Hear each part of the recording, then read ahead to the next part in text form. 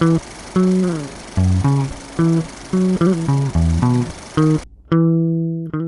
to A Fistful of Lenses, the home of real-world lens reviews. In this episode, we'll be taking a closer look at the Yashinon 50mm f1.4 lens, a lens made by the legendary Tomioka manufacturer. The lens optical construction is 7 elements in 6 groups. It has 6 aperture blades and a 55mm filter thread, weighs in at just 280 grams and has a close focus of 50 centimeters. The lens came to market in the early 1970s. What was the world like in the early 1970s?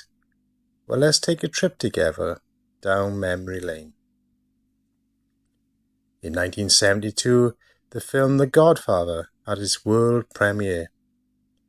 Also, Bobby Fischer beat Boris Spassky to become the first American world chess champion. And Americans in general were shocked by the Watergate scandal.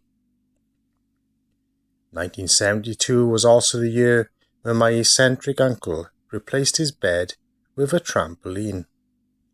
At the moment of finding out, his wife hit the ceiling. Meanwhile, in Japan, Tomioka had gained a reputation as a maker of fine optics.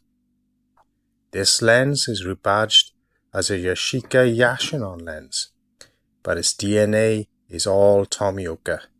So I'm eager to get out there and test this lens for myself.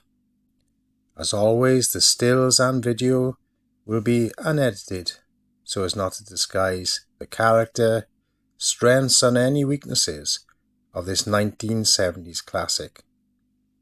For this test I'll be using the Sony A7R Mark III.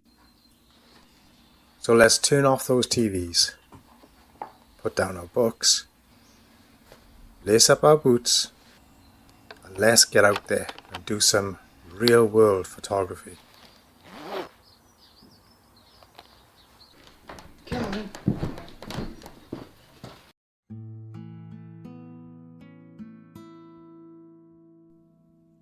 Tomioka lenses have a cult following with vintage lens collectors. Many regard the lenses made by the company as having some of the nicest bokeh of any vintage lens they've tried. So for this review, I wanted to explore this aspect of the lens in detail. Of course, I'm also interested in the colours and how the lens renders colours. And just how sharp is the lens anyway? So firstly, the bokeh of the lens. Bokeh, or bokeh if you prefer, is of course quite subjective. And I can only say that for me, the lens handles those out of focus areas beautifully. There's a softness to the images, a dreamlike quality that can make the images appear more like a watercolor painting rather than a photograph. As for sharpness, at f1.4 it's not as sharp as a modern lens. In fact, it's quite soft. But you don't buy vintage lenses if you're obsessed about sharpness.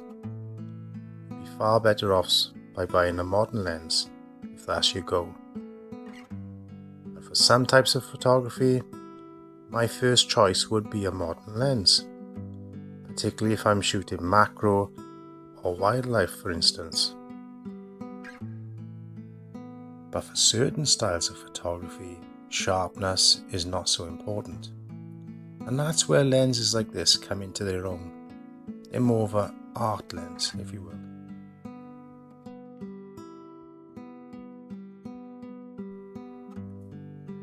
What about the way the lens handles colours? Well, this too is another strength of the lens. Tomioka clearly knew what it was doing in this regard.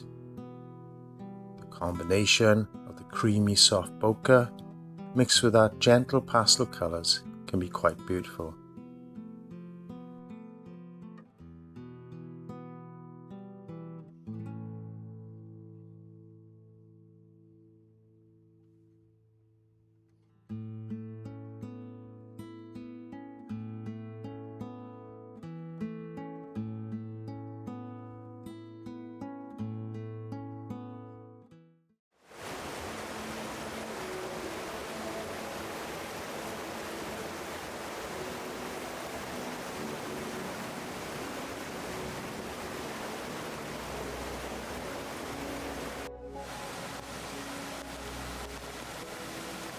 So as we finish with some video taken with this lens, what are my conclusions about this 50-year-old radioactive lens by the legendary Tomioka?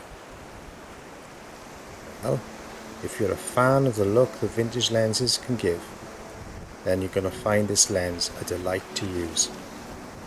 It's fairly lightweight and compact, and it feels like a well-constructed optic. It handles flare well, and like most lenses, it'll sharpen up nicely from about f5.6.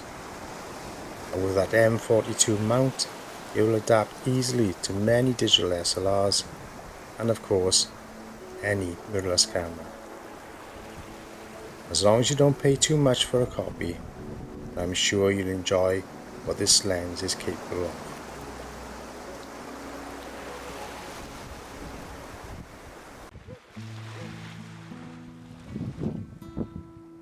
If you've enjoyed this video, please like, subscribe and ring that bell. And then who knows, you might see me out there in the real world, snapping away happily with a fistful of lenses.